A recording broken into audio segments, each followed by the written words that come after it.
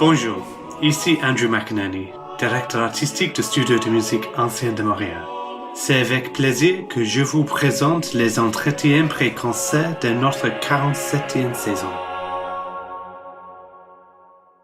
Bonjour, je m'appelle Suzy Napper, humble musicienne sans distinction particulière, gambiste, violoncelliste, créateur du Festival Montréal Baroque et l'ensemble des viols, les voix humaines, ici à Montréal.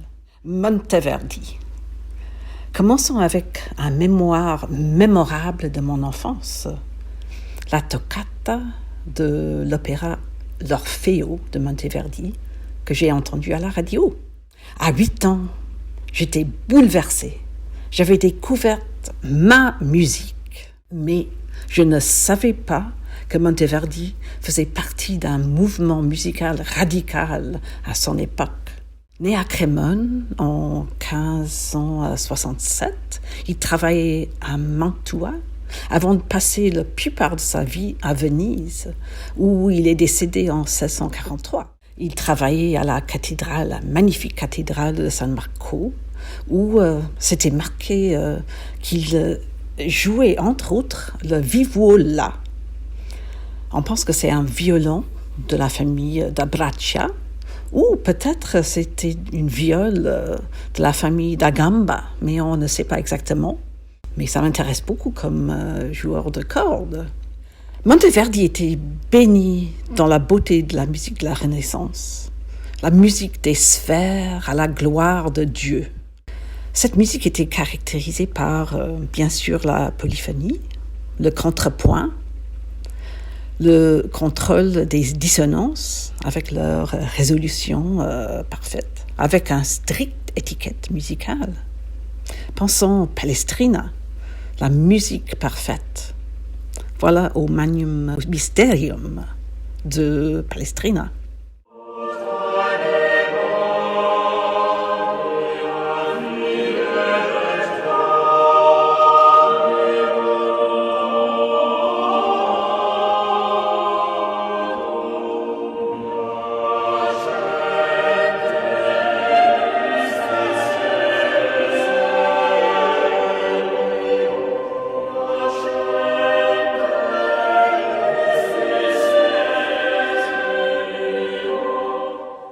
Monteverdi et son frère ont inventé la phrase prima pratica ou stilo antico pour décrire ce style, un style un peu passé pour eux.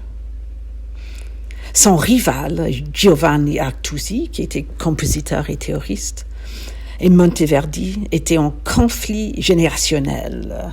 Quoi de neuf? Artusi était à la défense de la musique ancienne, et Monteverdi à la défense de la musique nouvelle.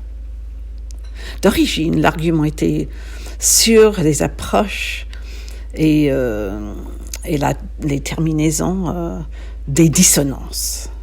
Dans son traité intitulé L'Artusi, Ovvero della imperfezione della moderna musica, ou l'Artusi, ou les imperfections de la musique moderne, daté de 1600, Artusi attaquait Monteverdi d'écrire en mauvais style et sans goût.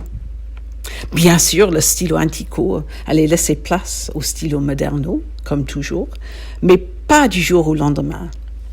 On peut penser tout de suite à Bach, 100 et quelques années plus tard, qui était maître du contrepoint, ainsi que maître des suites françaises, le chant et la sonate italienne, et bien sûr les solos instrumentaux virtuoses.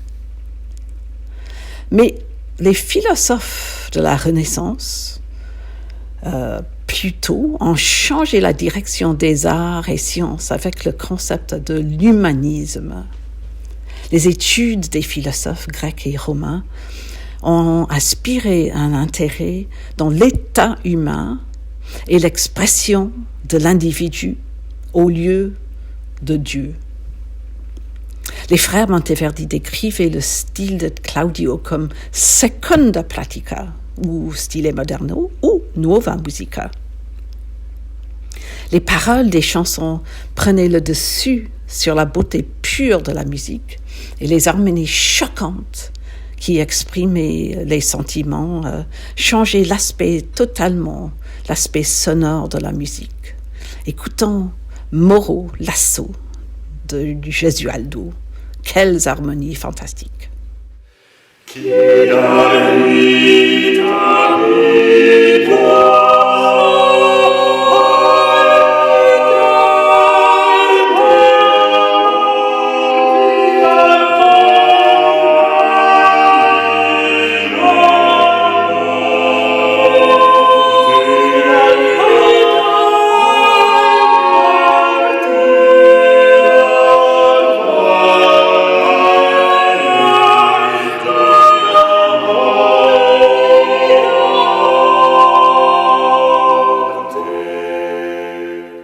L'idée d'une seule voix avec basse instrumentale s'appelait la monodie, où chaque mot était compréhensible. C'était une rhétorique éloquente. Écoutons Negra Sum de Monteverdi de ses Vêpres.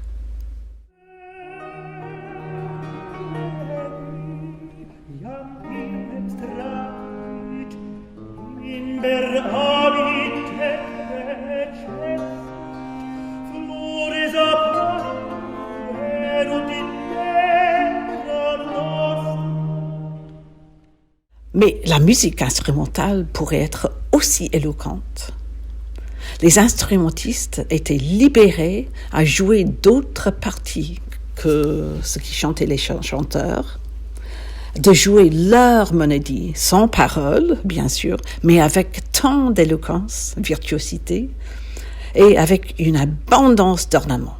Dans l'introduction du 8e livre des madrigaux, Monteverdi disait qu'il avait inventé un nouveau style agité, ou genere concitato, ou stile concertato, pour rendre la musique perfetto. Et je suis d'accord qu'il a bien réussi.